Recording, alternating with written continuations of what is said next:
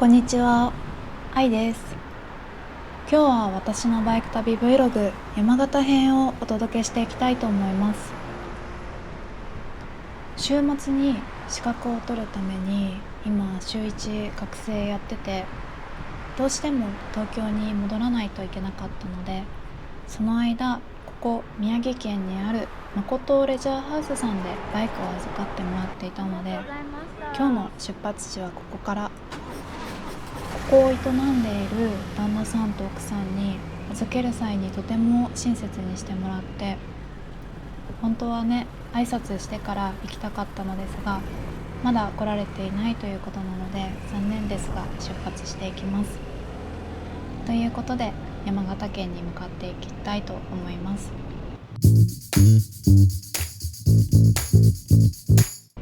今回の旅のテーマは山形で癒しと祈りと食。そんな最初の目的地は山形県にある山寺です。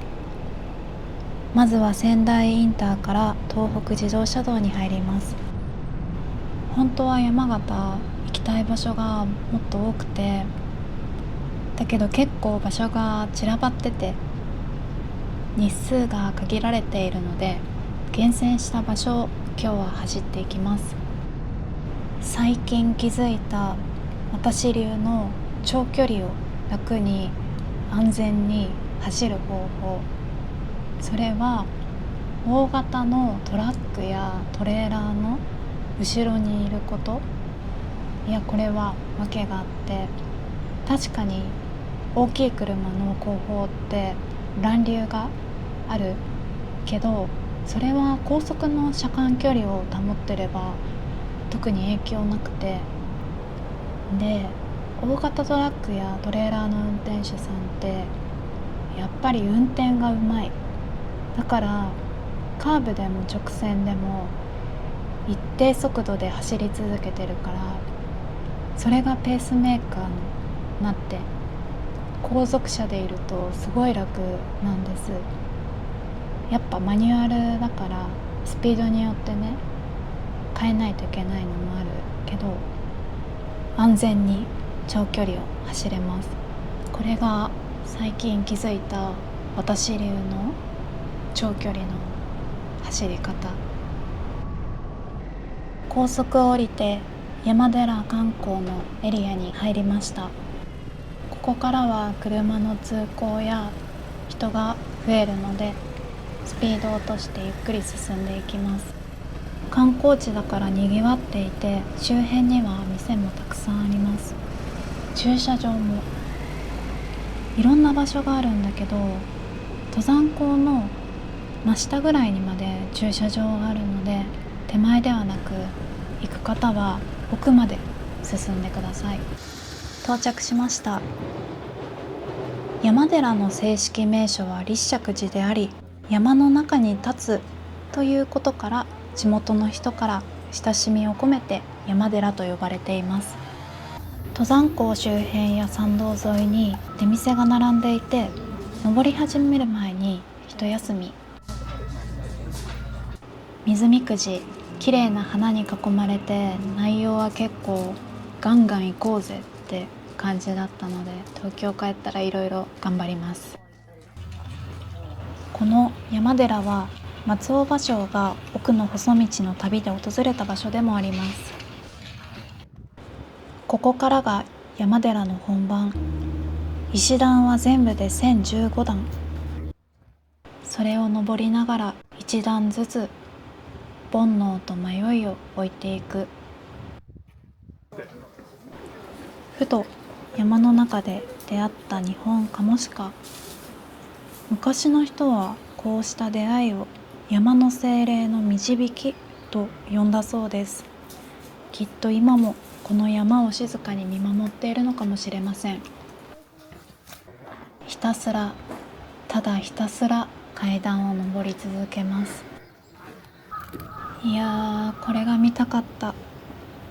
山寺を代表する絶景スポット、五大塔です。五大堂は煩悩を断ち切る場所とされていて、1000段の石段を登ること自体が修行であり、この道にたどり着いた時、人は心の迷いを超えたと言われています。私の煩悩は消えただろうか。そしてこれを見ている視聴者たちの煩悩も消えてるだろうか。そして約1015段の石段を登りきった最上部に位置するお堂です。この景色を前にすると、さっきまでの雑音が全部消えていきます。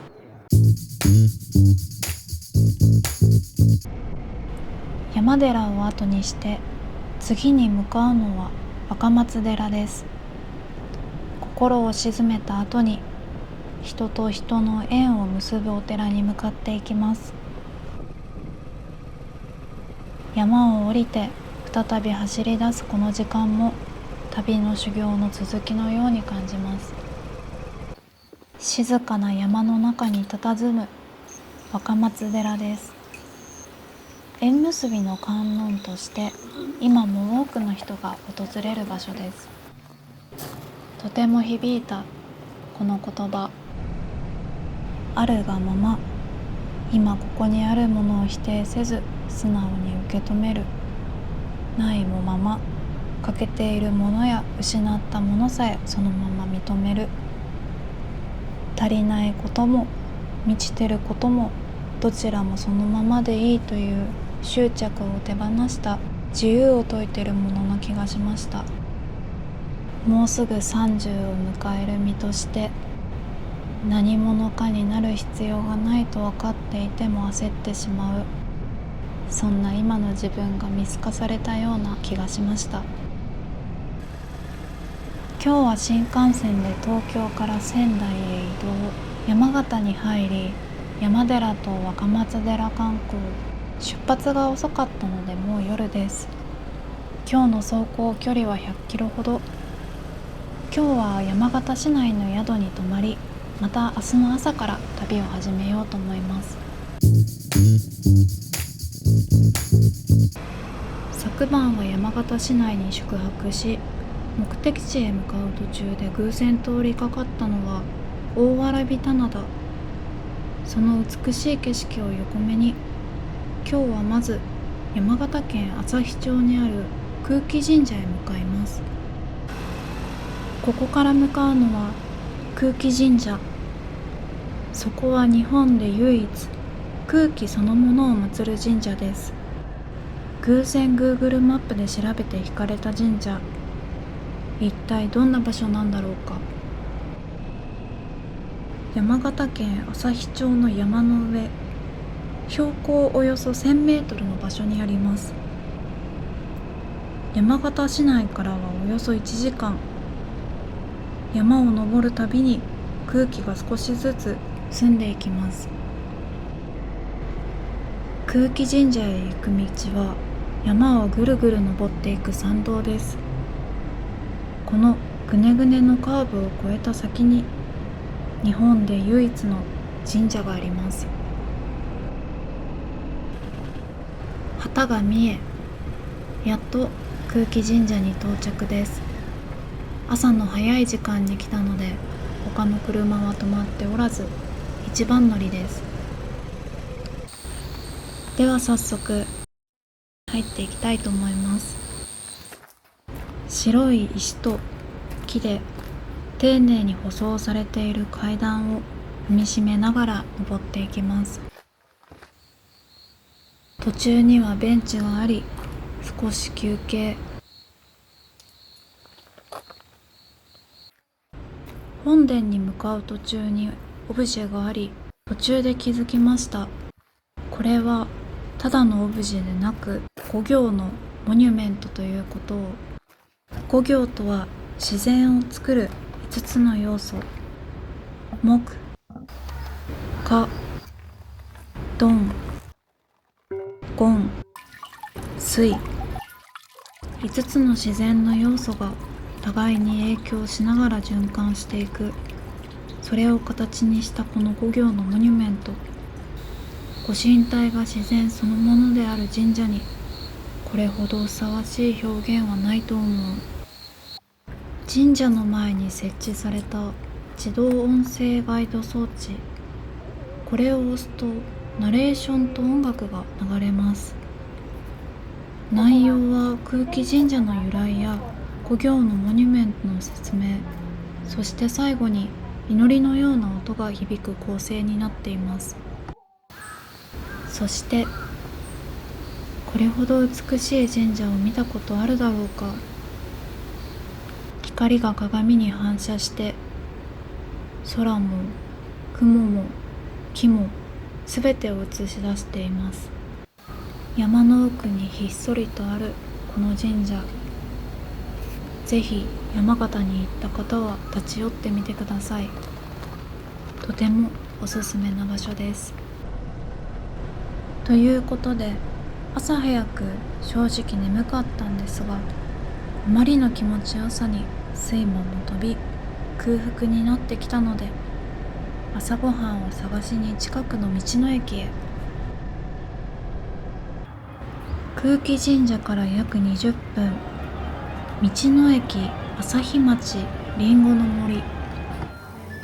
こんなにもプリップリの実のぶどうが1000円で売っている。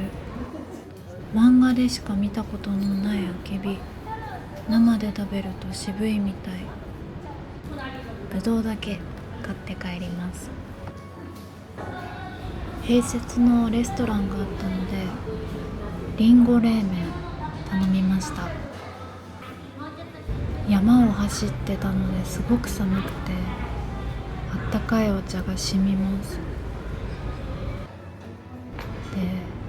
で、りんご冷麺めちゃめちゃ美味しかったです。すいません、食レポできない。朝食も済み、走っている途中に看板で見かけた椚平の棚田を見に行こうと思います。日本の棚田100選に選ばれる椚平の棚田。広がる美しい田んぼがまるで黄金色のパッチワークのように輝いています。黄金色の田んぼを横目に、山形の最後の目的地である加茂水族館に向かっていきます。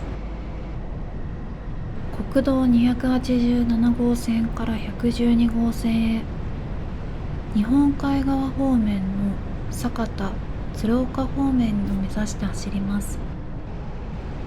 内陸から一気に日本海側へ山形を横断していきます。道は約100キロ程度。山を抜けるので途中の道はこんな感じでトンネルがたくさん。でも横側が吹き抜けになっていて、光が差し込むトンネルはすごく綺麗で、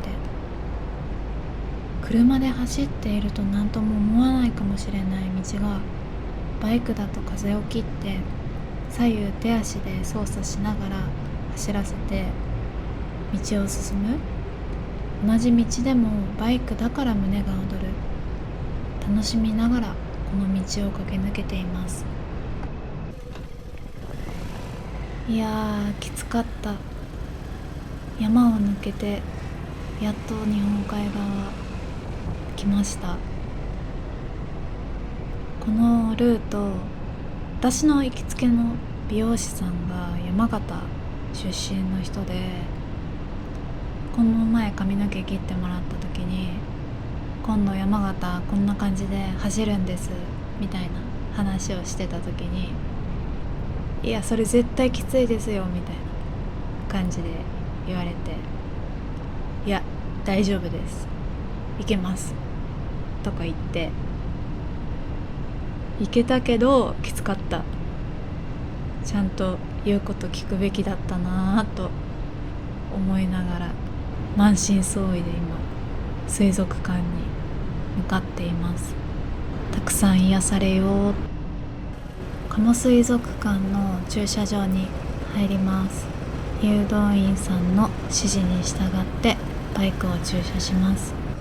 駐車場から広がる日本海を眺めながら一息休んで水族館に向かっていきます。ここは山形県鶴岡市にある加茂水族館。世界で最も多くのクラゲを展示する水族館としてギネスにも認められています。約50種類以上のクラゲが織りなす光と影の世界、その静かな揺らぎが訪れる人の心をそっと解きほぐしてくれます。そして加茂水族館の象徴ともいえるクラゲドームシアター、直径5メートルの円形水槽の中には数千匹の水クラゲが漂っています。加茂水族館にはたくさんのクラゲだけでなく、こんなに可愛いアザラシもいます。癒しにあふれる水族館です。こんな感じで今日の私のバイク旅山形編はここまで。次回は秋田県をバイクで旅します。ではまた。